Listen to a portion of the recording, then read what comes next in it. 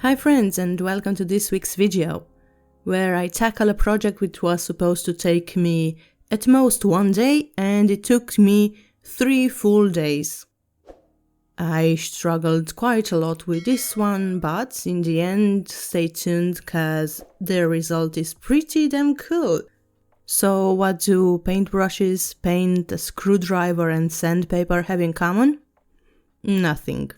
Well, except for the fact that there are some of the tools that I'm gonna be using to improve this mirror. I found this mirror and the two matching candle holders in a thrift shop. I found it for the amazing price of $3.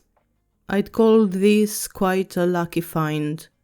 By the looks of it, since it's so pink and it has that floral painting on it, I assume that it's for a child's room. That aesthetic doesn't fit mine, so I wanted to redo it in order to match the rest of my decor. To start this process, I went outside and sanded it all.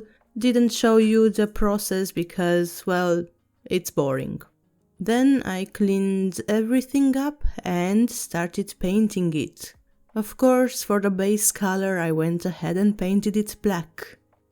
I did paint it with acrylic paint, and I debated doing that for a while because my initial idea was to paint on it. So if I would have used spray paint, which is oil-based, and then put acrylic paint on top, then that might have cracked and ruined any design. So I started with an acrylic base, which in retrospect was not the best decision, at least for the mirror. Maybe for the candle holders that could have still worked well. So I had to do at least 2 coats on everything, and that took quite a while. When I began, I wasn't really sure what I wanted to do with it. I just had in mind that, okay, I'm gonna paint it black and then inspiration will come to me. And lo and behold, that is what just happened. Inspiration finally struck. My initial idea was to incorporate some eyes on the candle holders, one on each candle holder, to have just a pair of eyes looking at you when you're looking in the mirror. But when sketching on paper this idea, I wasn't really too happy with how it looked. I thought that having 2 eyes, one on each side of the mirror, would look really strange, like the eyes being really far apart. That wouldn't be a good look. So I moved on from that, and I still wanted to do some kind of a matching design on both candle holders. And I wanted also for that design to make sense with the overall witchy theme that I want my decor to have. And so I thought about the idea of as above, so below. But then I cringed too hard when I thought of all the Christian connotations. So I moved from that concept, but remained with the idea of using text. And after thinking for a moment, the idea of solve et coagula came to mind. So alchemy it is then. Or maybe some occult meaning, who knows? Well, I know. Anyway, for those who are completely unfamiliar with these words, solve et coagula means to dissolve and coagulate. It means to break a substance down to its basic elements before reforming it into something new. And this could also be analogous to the destruction of one's ego before the realization of the true self, or just the distillation of a substance down to the prima materia to make alchemical preparations in its purified state of the principle of alchemy. Thinking of this and thinking of alchemy, of course, I also decided to use the color gold. Because what was one of the most sought about things in alchemy? Gold. Now this text was really good for these candle holders because it can be made symmetrical and the letters O are in the same position for both words. So those could still become the eyes that I was looking for in this repaint. Now to start painting, I decided to print my font because I wasn't going to freehand this, and I also wanted to try to cut it out of the paper and use that as a stencil. But after 10-15 minutes of struggling and cutting just a few letters, and also not managing to get the right shapes, and putting a ton of strain on my wrist, I decided to go the usual route of transferring the design to my canvas. So I did that and it worked out just great. Now, as I said about the symmetry and being able to include the eyes in this design, but human eyes are more elongated and wouldn't fit the shape well enough, and that would look kind of out of place.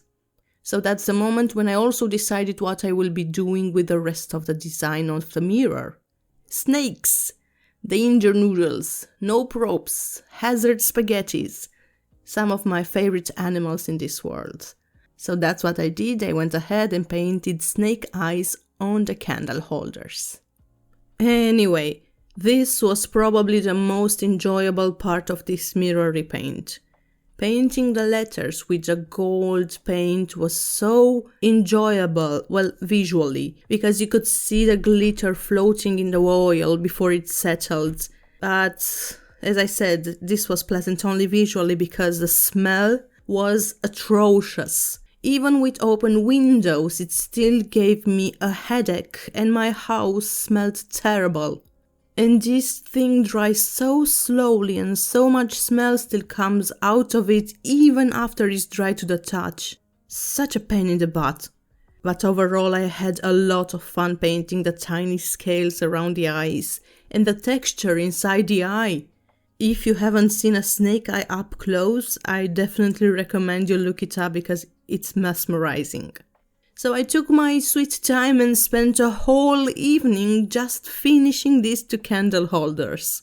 So here goes my one-day project. But this was once more proof to myself that I really need to do more acrylic painting. I find such joy in it. So the next day I started working on the mirror. So I thought about doing 2 snakes on the sides of the mirror. But then I realized that I could make it even better by sculpting the snakes and attaching them to the mirror, as to make them look that they are going around the mirror and coming through and over it. So of course I started doing just that. One of the difficulties that I had in this was that I only had air dry paper clay. I know that I should look into other affordable air dry sculpting options, but at that moment I couldn't do it, so. This clay was also pretty old. It was open for maybe half a year, so it was a bit drier than it should be, which made it quite hard. So I had to work it a lot, wet it and then knead it and wet it and knead it, and it took me maybe half an hour to bring it to a proper texture. This really put a lot of strain on my wrists. I did not enjoy it at all, but managed to do it, so then I finally was able to start making the snakes, and the process of sculpting itself is quite enjoyable. I find it very fun to do things with my hands, so sometime in the future I would really love to be able to maybe take a sculpting class.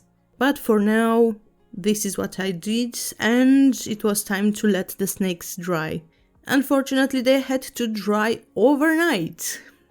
So the next day, when everything was nice and dry, I went ahead and started very carefully and very gently sanding the snakes, because I wanted to have a smooth surface to paint on. Now, regardless of how careful and gentle I was, I managed to break one snake. I had a complete nervous breakdown because of it, and I tried to fix it. I tried adding more clay and gluing it with more water, softening it. Still didn't work. I said, okay, I will let it dry and then I will try to glue it. That didn't work either. So I cried over it, but that didn't fix it either. I did leave it to the side to think about what I can do about it and started painting the other snakes. I began with painting them a dark green colors. I had this dark forest color in mind, which I did not achieve. So I did what I could with what I had on hand and did a green gradient with some yellow accents. But I did not like the result. I think the colors were looking childish. I decided to skip over that whole thing and make them gold. So that way they could also match the writing on the candle holders. So while those dried, I started re-sculpting the broken snake because I couldn't see any other way around it. And I did it, it turned out great, but it had to, of course, once again, dry. Now came the last day of repainting this mirror, and I started painting the last snake. And guess what? It broke again. So I left it alone to dry. I thought to myself that, okay, I'm not gonna do anything about it because I actually couldn't do anything about it. I didn't have any more air dry clay, so I couldn't re-sculpt it again. And I definitely also did not want to spend one more day on this project. Now I thought if I glue the parts close together to each other on the mirror, maybe, just maybe, the crack wouldn't be that visible. Well, I was right, you'll see. So I glued everything, which was yet another struggle, because I realized that I did not paint the underside of the snakes. And that meant that the parts that were overlapping the mirror would be visible and they would still be unpainted and looked like crap. So I had to find a way to paint those as well. And then the paint wasn't drying fast enough and the smell was too much and I just wanted to be finished with this. And I was rushing and paint was sticking to me and I was ripping parts of the paint from the snakes and everything was dirty and I was panicking. But I managed to put it all together and it looked okay. I wasn't mad at it at all. Now, in order to hide the flaws of me rushing through the process, I took my bag of mixed rhinestones, spent a good 30 minutes just to find 4 red ones and a lot of green ones, and I glued those all over the snakes. Of course, the red ones I used for the eyes, and the green ones I used to place all over the snake's body to look like scales. And I did strategically glue some of those where the crack was and where I lifted some of the paint.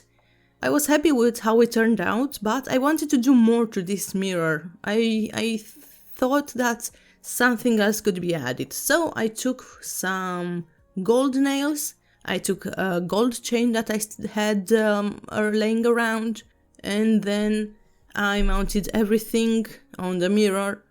And it turned out great. Most of the issues that were visible previously now were well hidden. So I was actually pleased with the overall look. And as a last touch-up, I did paint over everything with black, because there were some mistakes, some smudges, or some places where the paint lifted because of me moving the snakes on the mirror. Having that covered as well, it was ready.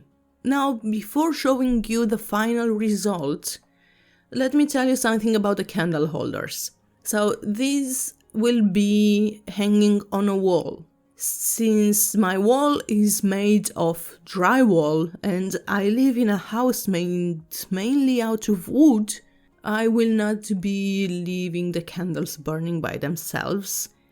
And they will mostly have a decorative role for now.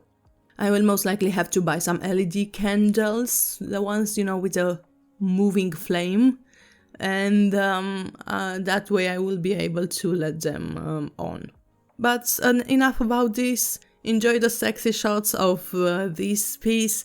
I am again really happy with how it turned out. It took me much longer than I expected, but I am so happy every time I go down the stairs and I see it. And if you like this video, make sure to like it, comment to let me know your thoughts, please subscribe if you're not subscribed, and make sure to share it with everyone you know. And until next week, stay spooky.